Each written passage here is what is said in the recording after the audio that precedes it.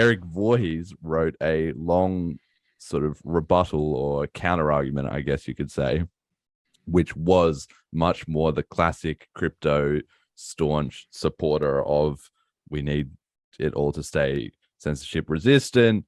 He's fairly realistic. So Erik, for people who don't know, it's a very long time Bitcoiner, one of the early OGs. Is I think 2011, maybe even 2010, late 2010 era type of guy. He has an exchange called Shapeshift, which let you swap between coins, and he has then like decentralized all of that. So I don't think he's even like it was a company, but then the company shut down because they didn't need the company anymore.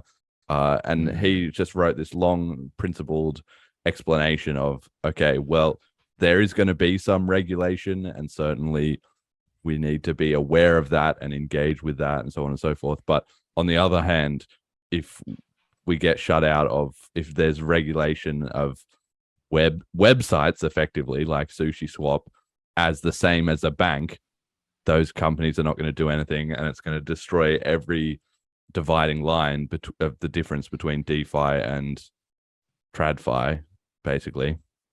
And he also has been involved longer than SBF in the whole industry and in this area specifically because he was running Shapeshift. So he can make a lot of good points about, for instance, the bit license, which was this regulation that came in controversially in New York in I think it was about 2014 or 2015. It was fairly early on from today's perspective.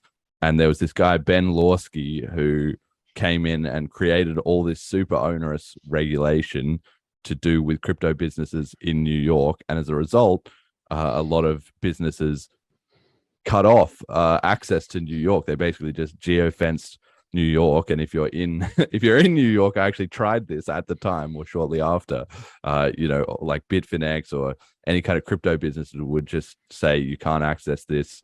Too bad, so sad, because they couldn't be bothered to deal with the innovation. New York, of course, being supposedly the home of Wall Street and financial powerhouse and whatever, just excluded all the innovation from it because of this one guy, Ben Lawsky, and his bit license. He then quit the regulators.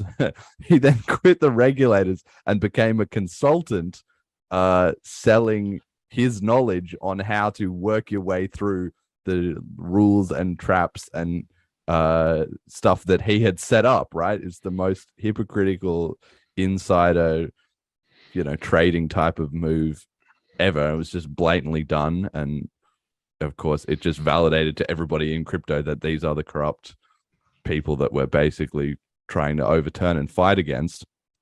And once he'd done that, good for him. His career is sorted, but he has completely screwed up the whole crypto thing, at least in New York.